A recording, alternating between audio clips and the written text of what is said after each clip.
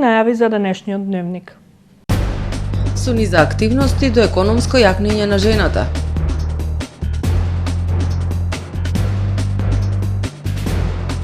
Евроамбасадорот Гир во посета на општина Охрид.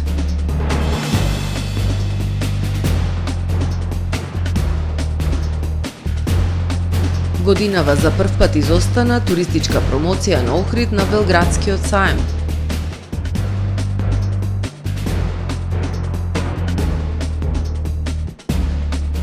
Едукативни и промотивни активности на проектот Дигитализација и промоција на културното наследство во 6 училишта во Охрид. Ники Хејли се повлече од претседателската трка. Да ја погледнеме временската прогноза, а по неа ќе започнеме со денешниот дневник. Останете со нас.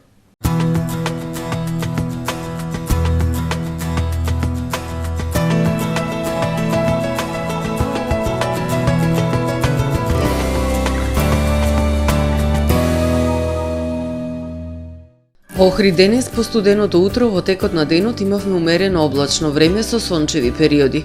Во попладневните и во вечерните часови нестабилно време со услови за слаби врнежи од дожд.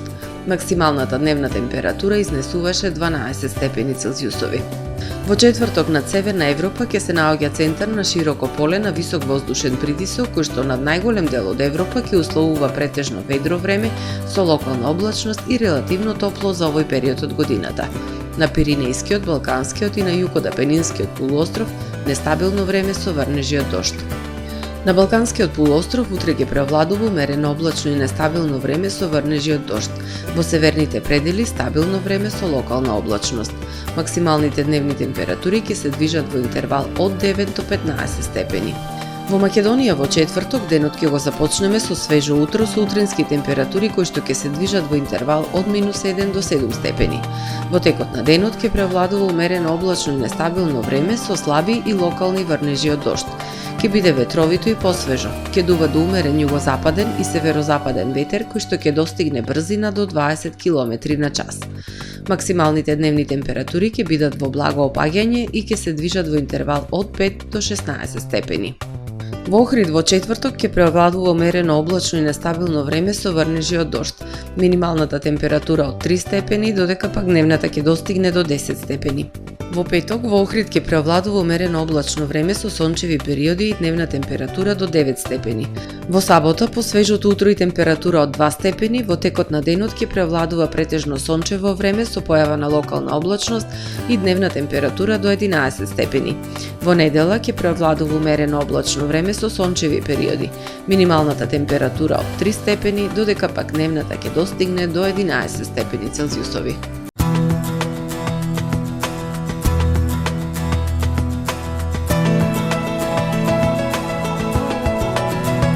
Гледавте Метео на ТВМ во соработка со Трпе Инвест.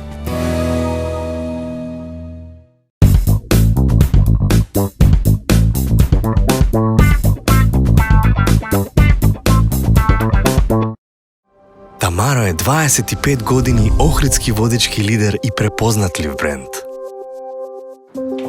Обуките од менаџерскиот тим се доказ за максимална посветеност кон вработените. Тамаро Холдингот се грижи за организацијата и на време пренесените информации кои отсликуваат тимската работа. Секој успех на вработениот е успех и на компанијата.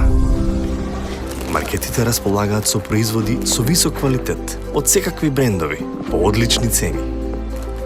Вкусните печива од Анабела пекарата се веќе омилен појадок на многу потрошувачи во Охрид. Анабела кујната услужува голем број на потрошувачи и компании.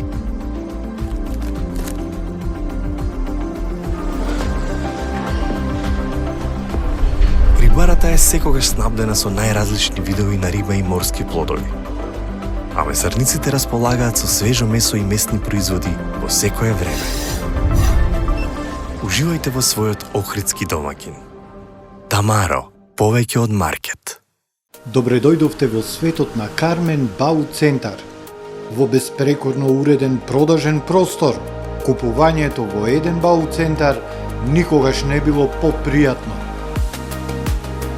Со гордост ви го представуваме нашиот шоурум Мараци, со најголем избор на плочки од мараци и санитарија од светски познатите брендови Грое, Колпасан, Идеал Стандард, Рока, Унитас. На располагање ви е нашиот архитект, кој ќе ви помогне во осмислување на вашиот проект. Располагаме со најбогатата палета на ламинат во државава. Одберете од 100 различни дизајни на Swiss Chrono. Покрај стандардниот избор на фасадните системи Knauf и Бекамент, ви нудиме богат избор на професионален алат на реномираните производители Bosch и Divol. Кармен Бауцентар на улица Железничка. Професионален сервис за хемиско чистење на облека Хембој, повеќе од 50 години со вас. Единствени во регионов работиме со dry cleaning или суво чистење. Не дозволувајте импровизации со вашата деликатна облека. Хембој работи по сите европски сертификати и стандарди со најсовремени машини и методи за dry cleaning, она што го бара производителот на вашата облека за правилно одржување на истата. Вршиме услуги за водено перење на кебиња, постелнини, јоргани, наддушеци и прекривки. Традиција и квалитет повеќе од 50 години. Хемиско чистење Хембој.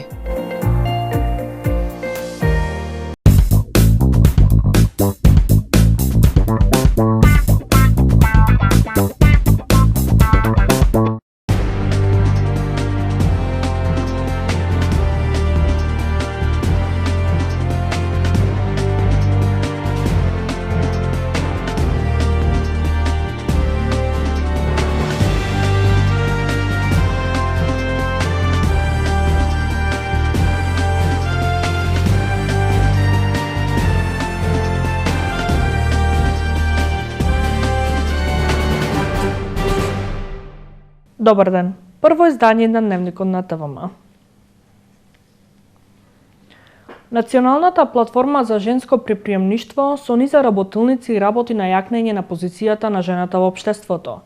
Акцентот е ставен на економското јакнење на жената и пристап до финансии. Со работилници, семинари, форуми, Националната платформа за женско предприемништво засилено работи на јакнење на позицијата на жената.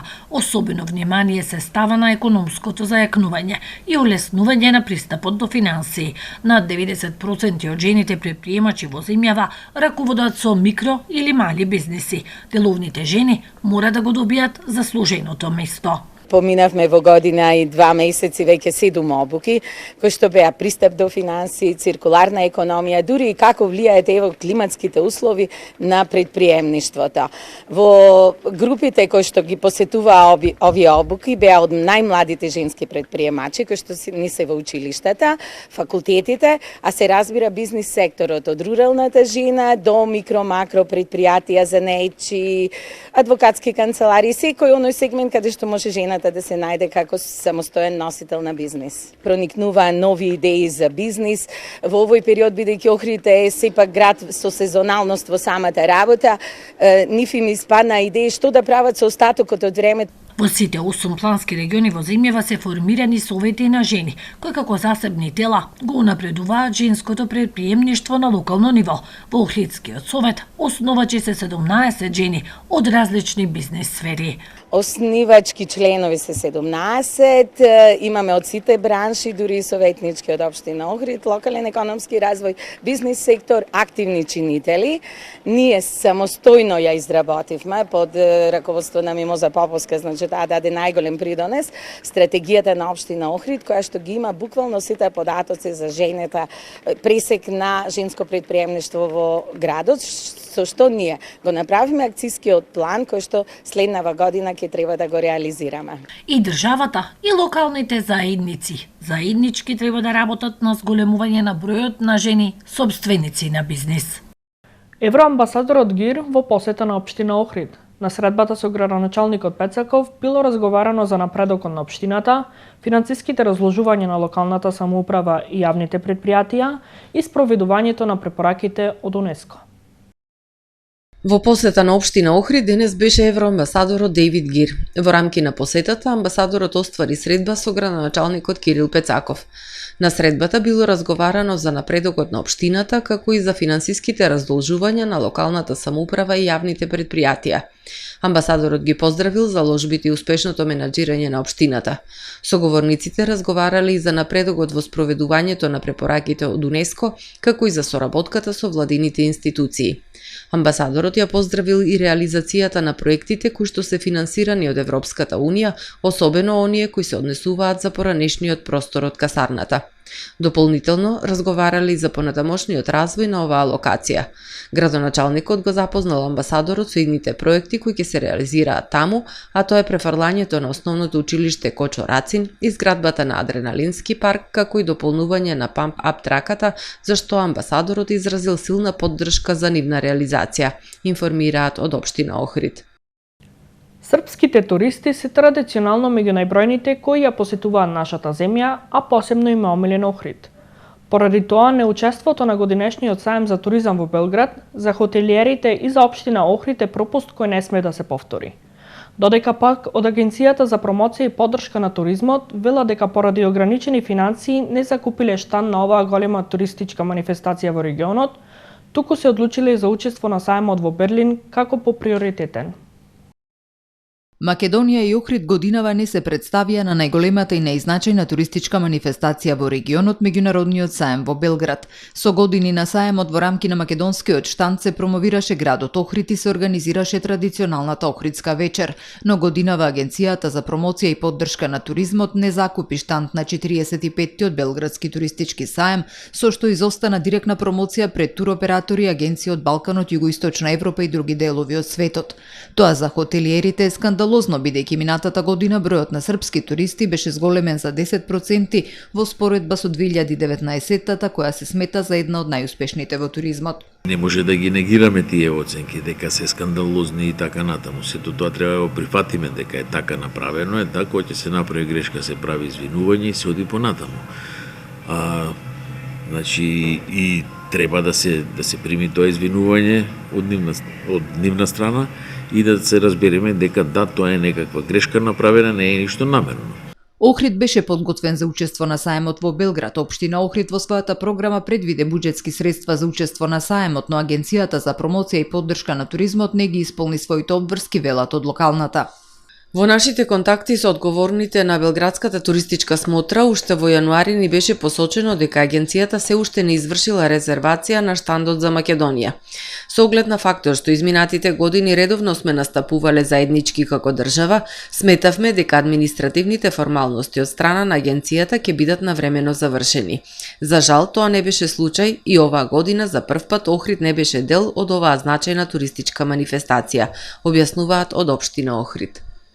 Оттаму посочуваат дека како општина за наредните вакви настани потемелно ќе се подготват користејќи ги своите ресурси за како што велат да не зависат од други институции, а за оваа сезона заедно со сите субјекти вклучени во туристичкиот бизнис ќе направат максимални напори што поголем број гости од соседна Србија и регионот да престојуваат на Охридската ривиера. Од Агенцијата за туризам за ТВМ пак во телефонски разговор со краток одговор дека поради ограниченост на буџетските средства годинава оцениле дека е поприоритетно да се учествува на саемот во Берлин. Додаваат дека српските туристи се традиционални и дека на српскиот пазар и во регионот агенцијата применува други начини и методи на промоција на нашите туристички потенцијали. Угостителските услуги во февруари оваа година поскапи за 6,3% во однос на истиот месец лани, соопшти Државниот завод за статистика. Индексот на цените на угостителските услуги во февруари 2024 година во споредба со јануари 2024 година е зголемен за 0,1%. Споредено по групи на услуги, зголемување е забележано во групата храна за 0,1%. Кумулативниот индекс на цените на гостителските услуги за периодот јануари-февруари 2024 година во однос на истиот период од минатата година е зголемен за 6,3%, а во однос на декември 2023 година е зголемен за 0,6%, соопшти Државниот завод за статистика. Едукативни и промотивни активности во рамки на проектот Дигитализација и промоција на културното наследство во Охрид, реализирани во 6 основни училишта во градов. Во рамки на проектот Дигитализација и промоција на културното наследство во Охрид, Сдруженијето за заштита и одржлив развој на животната средина, регионален зелен центар Охрид, реализираше 3 едукативни работилници за учениците од основните училишта и изработи дигитална брошура за археолошкиот локалитет Самуилова тврдина. На работилниците, кои се одржаа во месец февруари, присуствуваа вкупно 134 учесници од 6 основни училишта во општина Охрид, од Ванчо Николевски, село Лесковец, Свети Климент Охридски од Охрид, Братство Единство, Кочо Рацин, Григор Прличев и основното училиште Христо Узунов од Охрид. Темата на работилниците беше значењето на културното наследство во Охрид и истите се одржаа во 2 дела – едукативен и забавен. Во првиот дел учениците имаа можност да го прошират своето знаење и да научат нешто повеќе за богатото културно наследство преку кратки презентации со интересни факти, визуелна презентација преку изработени 3D принт артефакти и проследување на едукативни видеа.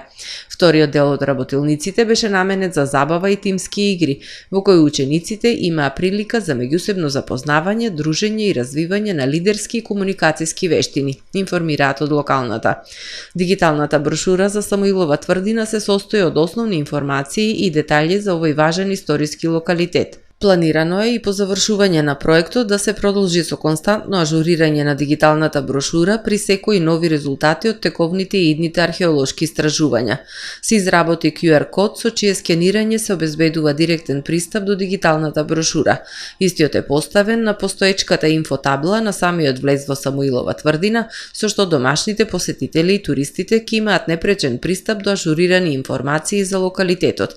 Исто така, QR кодот ќе биде достапен за користење на сите заинтересирани страни кои се занимаваат со туризам, како туристички водичи, туристички агенции и слично, информираат од општина Охрид. По повод неделата на борба против ракот, Црвен крст Охрид во соработка со Младинскиот центар Охрид организира предавање на тема фотодерматози, причини, симптоми, стадиуми, превенција и лечење. Посветени на своите активности во здравствено-превентивната дејност, а во рамки на одбележувањето на неделата на борба против ракот, од 1 до 8 март под мотото Раната детекција спасува живот, Црвен крст Охрид организира активности насочени кон подигање на јавната свест кај општата популација за превенција и навремено дијагностицирање на малигните заболувања. Во таа насока Црвен крст Охрид во соработка со Младинскиот центар Охрид организира предавање на тема фотодерматози, причини, симптоми, стадиуми, превенција и лечење, кој ќе се реализира на 7 март, четврток, со почеток во 18 часот во просториите на Младинскиот центар Охрид во касарна Охрид. Предавач ќе биде доктор Перчо Бачев, специјалист дерматовенеролог. Искористете ја можноста да дознаете повеќе за фотодерматозите, промени на кожата кои настануваат како последица на дејството на сончевите зраци и начините за заштита на кожата од сончевите зраци. Секоја година во светот над 12 милиони луѓе заболуваат од некој вид на рак, а 7,6 милиони луѓе умираат како последица на болеста. Во нашата држава годишно се откриваат преку 6.000 нови случаи на заболени од рак. Овие бројки се навистина застрашувачки и алармантни. Експертите од Меѓународната унија за рак и Светската здравствена организација нагласуваат дека приближно 40% од карциномите можат потенцијално да се спречат и ризикот од развој на ракот може значително да се намали со примена на едноставни превентивни мерки и практикување на здрави животни навики, потенцираат од Црвен крст Охрид. Да погледнеме кои вести беа денеска актуелни во светот. Шок во Америка. Ники Хејли се повлече од претседателската трка. Поранешната гувернерка на Јужна Каролина, Ники Хејли, денес ќе стопира својата кампања за претседателската номинација на републиканската странка, пишува Wall Street Journal. Хејли планира кратко да се обрати пред новинарите каде ќе соопшти оваа одлука, наведува американскиот весник. Одлуката за прекин на кампањата доаѓа откако поранешниот претседател Доналд Трамп синоќ ја победи на внатрепартиските избори во 14 од 15 американски сојузни држави. Хејли победи само во Вермонт, а досега остварила победа само уште во Вашингтон во сојузниот дистрикт Колумбија. Францускиот претседател Емануел Макрон ги налути своите германски колеги со изјавата во која тој предупреди дека Европа се однесува кукавички додека трае војната во Украина. За време на посетата на Чешка, Макрон зборуваше за безбедносната ситуација во Европа и упати голем број критики за однесувањето на лидерите на одредени земји. Сигурно се приближуваме до моментот за Европа во кој ќе биде неопходно да не биде кукавица. Европа ја преполови, мораме тоа правилно да го кажеме, кукавичлукот и волјата на еден дел од Европа да не ги гледа тешкотиите на другите, па ја препушти судбината на Европа на тоталитаризмот, рече францускиот претседател при посетата на Чешка. Изјавата на Макрон најмногу им пречеше на германските власти, а прв реагираше германскиот министер за одбрана Борис Писториус, кој рече дека изјавите на Макрон се контрапродуктивни. Навистина не треба, барем не од моја перспектива, да зборуваме за тоа дали имаме повеќе или помалку храброст. Тоа е нешто што всушност не помага во решавањето на проблемите кои ги имаме кога е во прашање помошта за Украина, рече Писториус. Незапаметена енергетска криза во Куба. Се е полошо и полошо. Населението е во мрак. За да се справи со зголемениот недостиг на електрична енергија, Куба исклучила 3/4 од јавното осветлување, објавуваат кубанските медиуми. Прекините на струја го нарушуваат секојдневниот живот и економијата во земјата. Ситуацијата се влоши во последните неколку месеци поради недостигот на гориво и потребата од одржување на дотрајната инфраструктура во оваа комунистичка земја.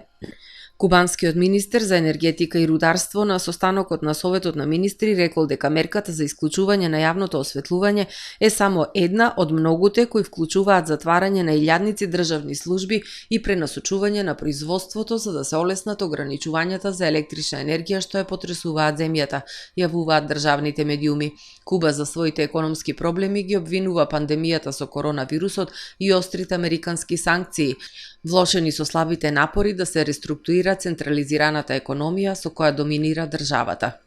Сопругата на Алексеј Навални ги повика русите да се приклучат на протестот на денот на изборите на 17 март и да гласаат против рускиот претседател Владимир Путин или да ги уништат своите гласачки ливчиња. Мора да го искористиме денот на изборите за да покажеме дека постоиме и дека не има многу. Ние сме вистински, живи луѓе сме и сме против Путин.